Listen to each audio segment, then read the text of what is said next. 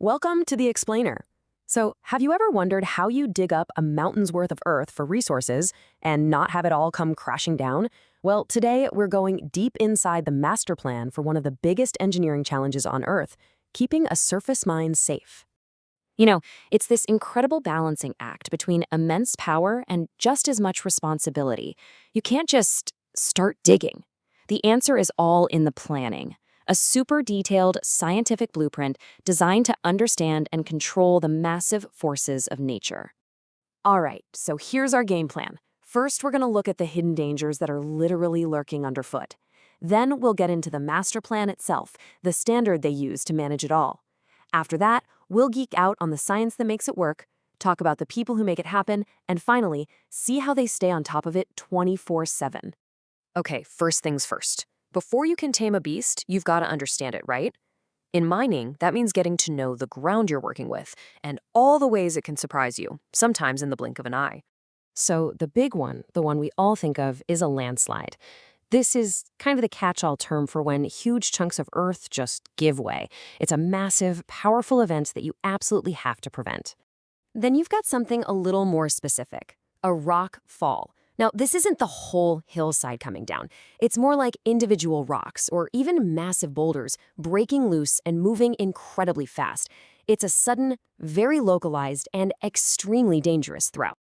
And the last one here is a bit sneakier. It's called slumping. This is when a big piece of ground moves down a slope, but it mostly stays together in one piece. It might be slower, but it's a huge red flag for instability and can be just as dangerous if you don't manage it. So, you're facing these enormous forces of nature. What do? You don't guess, you don't cross your fingers and hope for the best. You engineer a solution. You build a comprehensive blueprint for safety that guides every single move. And the purpose of this master plan, the PANAUST ground control standard, is spelled out clear as day.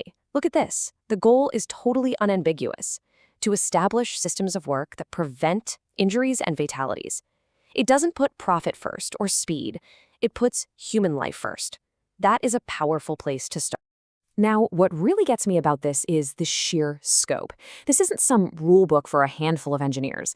No, this applies to everyone, employees, contractors, even visitors.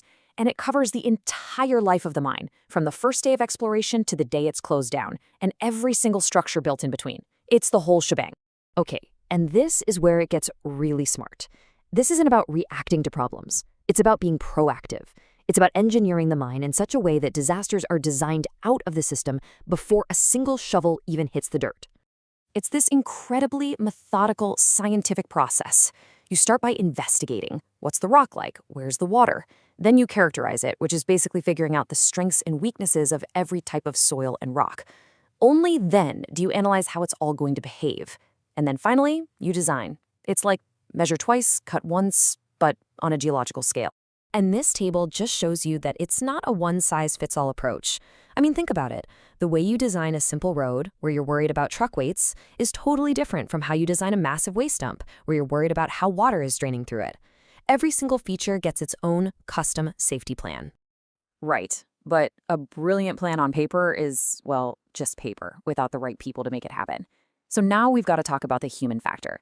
How expertise and solid processes are woven into the very fabric of this whole safety system. And they are serious about this. Check it out. Not just anyone can make these big decisions about ground stability. The standard defines exactly who qualifies as geotechnically competent. We're talking a relevant degree, at least 5 years of actual on-the-job experience, and professional certification. This isn't a friendly suggestion. It's a hard rule to make sure the decisions are backed by proven expertise. So you have that top-tier expertise, and then you back it up with all these layers of safety. Look at this. Everyone has minimum competency levels for their job. Everyone gets regular training on potential hazards. If you have to do something that's not part of the daily routine, you have to do a formal job safety analysis. And of course, all the monitoring gear has to be working perfectly. It's all about creating these overlapping shields of protection. Which leads us to maybe the most critical part of this entire thing. Safety isn't something you set up once and then forget about. Nope, it's a living, breathing system that's always watching, always learning, and always improving. Think of it like the mine has a heartbeat, and they're monitoring it 24/7. They've got sensors collecting a constant stream of data on everything from tiny ground movements to water pressure. They're always comparing this real-world info to their original computer models. And if anything looks off, even a little bit, it gets investigated immediately. And they use that new information to make their models even smarter. The system is always learning. So all that data isn't just for show. It plugs into these things called Trigger Action Response Plans, or TARPs. The easiest way to think about them is like pre-planned emergency drills for the Earth. If a sensor picks up a specific trigger, like a tiny bit of movement that's faster than it should be, it automatically sets off a predefined action and response. It takes all the guesswork out of an emergency. And just like the ground it monitors, the standard itself is not set in stone. This timeline shows that it's a living document.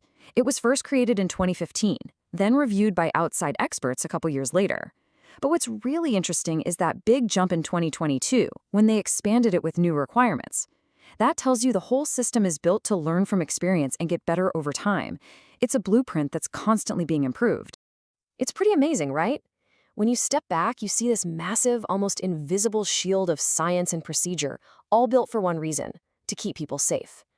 And it really makes you think, what about in our own lives?